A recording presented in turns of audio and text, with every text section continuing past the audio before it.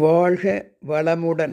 பேராசிரியர் டாக்டர் துரை லோகநாதனின் வினாவிடை தத்துவச் சிறுகதைகளாம் அமுதச்சுடர் சேனலின் சார்பான வணக்கங்கள்.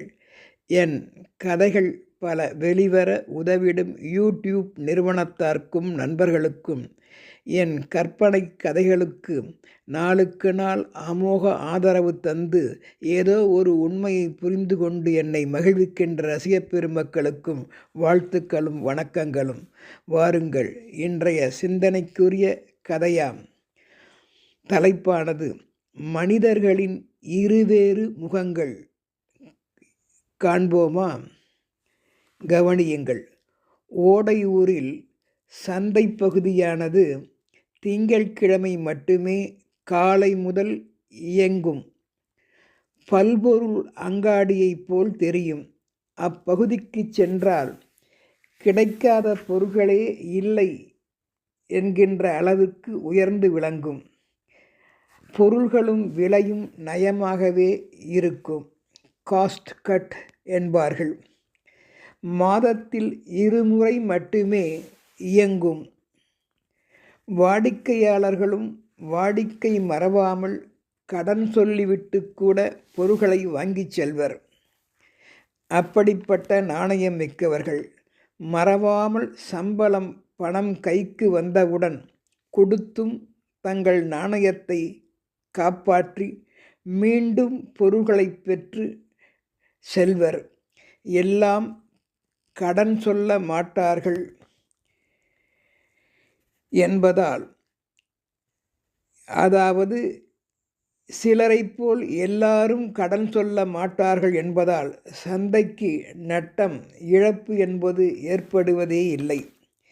காலையில் போக முடியாதவர்கள் வேலைக்கு சென்று வந்ததும் திரும்பி வரும்போதும் சந்தைக்கு செல்வது வழக்கம். ஓடையூர் சந்தையானது இரவு 10 மணி வரையில் இயங்கும். மாலை நேரத்தில் காலை நேரத்தை விட சந்தை ஒரே பரபரப்பாக மக்களின் கூச்சல் குழப்ப பேச்சுக்களுடன் சப்தம் மிகுதியாகவே இருக்கும். ஓட்டமும் நடையுமாக ஓடையூரின் அப்பகுதி சாலைகள் திருவிழா கோலம் பூண்டது போல மக்கள் அலையலையாய் நிரம்பி வழிவர். ஒரு முறை திங்கட்கிழமை மாலை ஓடையூர் சாரங்கன் என்பவர் பழம் காய்கறிகளை வாங்கிட தன் வீட்டிலிருந்து அப்பொழுதுதான் சந்தையை நோக்கி சாலையில் சென்று கொண்டிருந்தார்.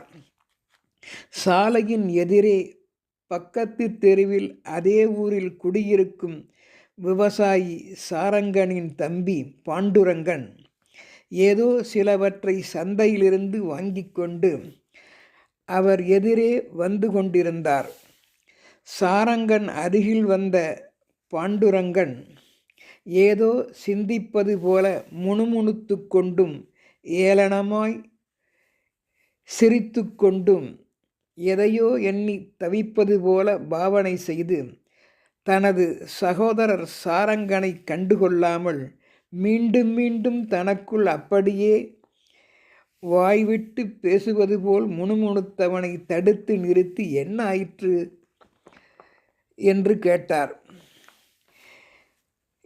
ஏன்பா பாண்டுரங்கா, நீ பாட்டுக்கு பாண்டுரங்கா பாண்டுரங்கா என்று பஜனை கோஷம் போட்டு செல்வது போல் தெரிகிறதே என்றார் வியப்புடன் சாரங்கன்.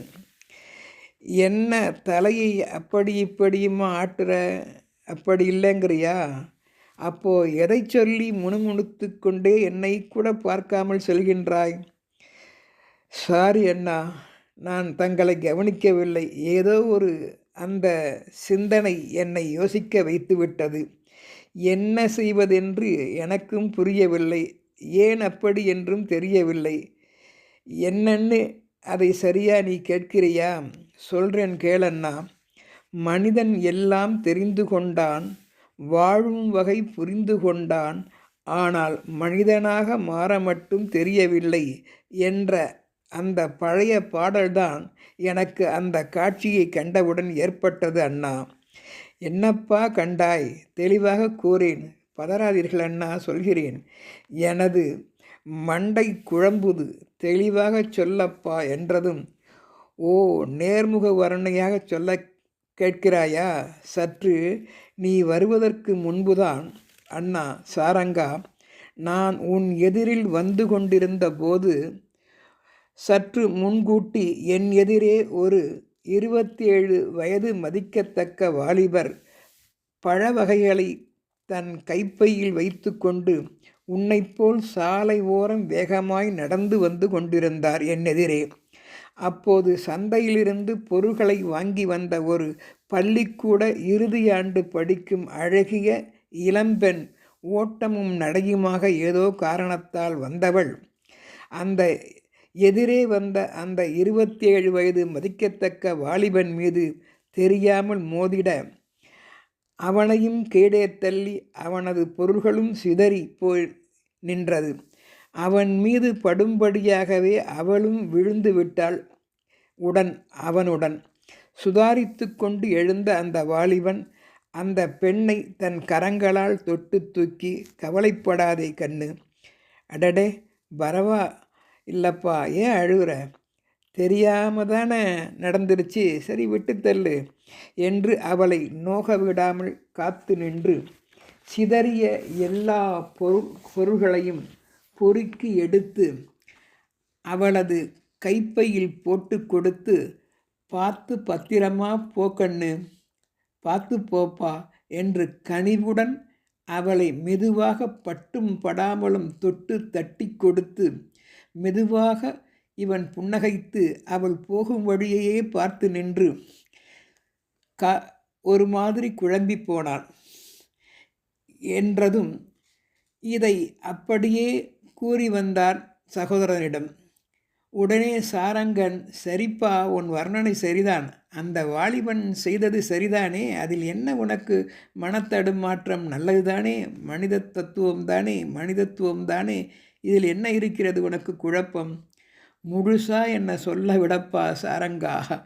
எப்பா, உங்ககிட்ட சொல்லி முடிக்க முடியாதாப்பா, நான் இன்னும் முடிக்கலடா. முடிக்கலன்ன. சரி, வர்ணனையை தொடருப்பா என்றதும் பாண்டுரங்கன் கூறினார், அந்த வாலிபன் கனிவோடு யதார்த்தமாய் நடந்து கொள்வதை எண்ணி உன்னைப்போல் நானும் மிகவும் பெருமைப்பட்டுத்தான் எண்ணினேன். மனிதத்துவம் அவரிடம் உள்ளதை கண்டு பெருமைப்பட்டேன்.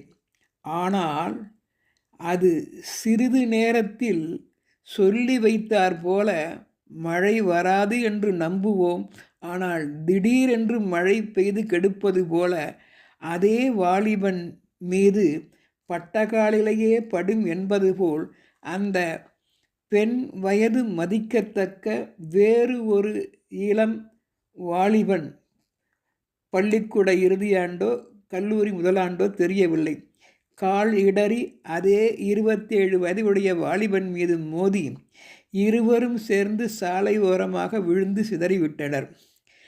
காட்சி அந்த பெண்ணுக்கு நடந்தது போலவே நடக்கும் என்று நானும் விரைந்து உதவி அந்த அன்பான வார்த்தைகளை 27 வயதுடைய வாலிபரிடமும் எதிர்பார்த்து நின்றேன்.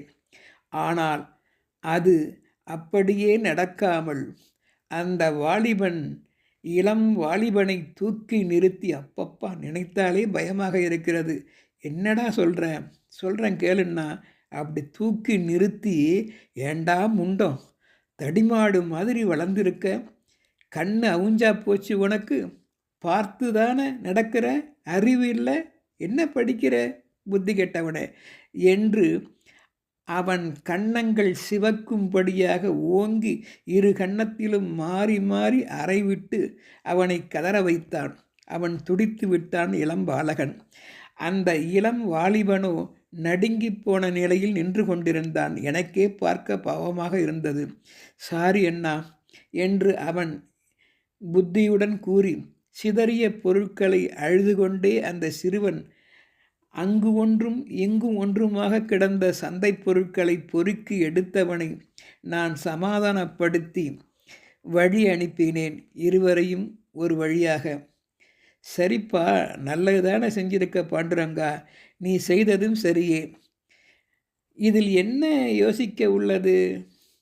அண்ணா சாரங்கா, மனிதர்களை பார்த்தாயா?